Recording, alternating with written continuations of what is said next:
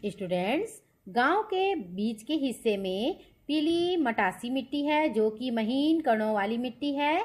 इसमें पानी सबसे अधिक समय तक रुकता है। यह मिट्टी धान के लिए सबसे अधिक अच्छी मानी जाती है। खरीफ में तो इसमें धान की फसल ली जाती है और रबी में इनमें तिंवरा बोया जाता है। सिंचाई की व्यवस्था अच्छी होने पर यहाँ रबी में भी गेहूं उगा दिया जाता है।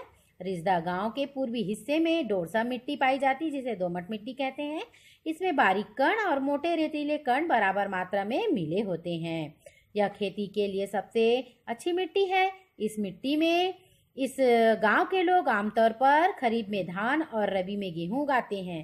रिजदा के दोनों तरफ स्थित नालों के किनारे काली कन्हार मिट्टी पाई जाती है। पानी को रोकने की क्षमता इसमें अधिक होती है। इसमें बरसात के बाद ठंड के मौसम में भी नमी बनी रहती है। इस कारण कन्हार मिट्टी में गेहूं व चना जैसे रबी की फसलें भी उगाई जाती है। तो स्टूडेंट्स, हम देखते हैं कि मैदानी भागों में नहरों के द्वारा सिंचाई की जाती है और खेती होती है। बांध कुछ इस तरह से बनाए जाते हैं मैदानी भागों में।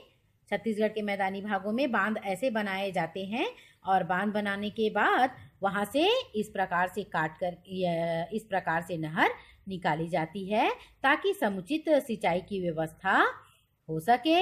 और रिजदा की भी ज़्यादातर जमीन पर सिंचाई की व्यवस्था होने के कारण 2 फसलें वहां पर ली जाती है। स्टूडेंट्स, पहाड़ी इलाकों की तुलना में मैदानी इलाकों में तालाब या जलाशय बनाना सरल होता है। जमीन समतल होने के कारण यहाँ नहर भी आसानी से बन जाती है। और रिजदा गांव के पश्चिम में कुकुरदी जलाशय है। यहाँ से खरीफ में नहर द्वारा इस गांव के खेतों की सिंचाई की जाती है। यह जलाशय मुख्य रूप से वर्षा के पानी से भरता है।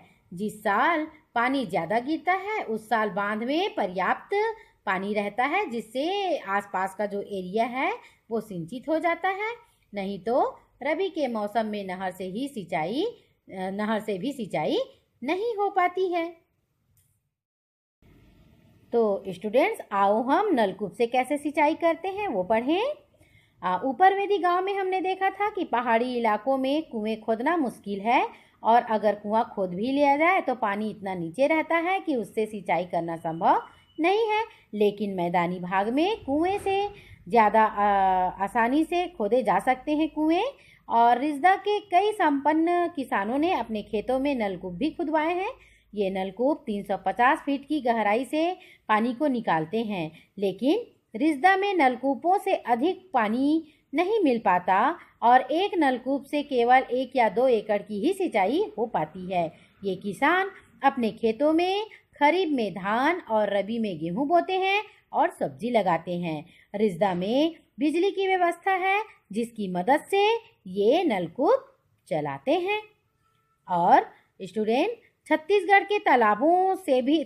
में मैदानी भागों में तालाब भी बड़े बड़े हैं, तो तालाबों से भी सिंचाई की व्यवस्था की जाती है। आओ हम देखें एक बड़ा सा तालाब। देखिए मैदानी भाग का ये तालाब, ये देखिए।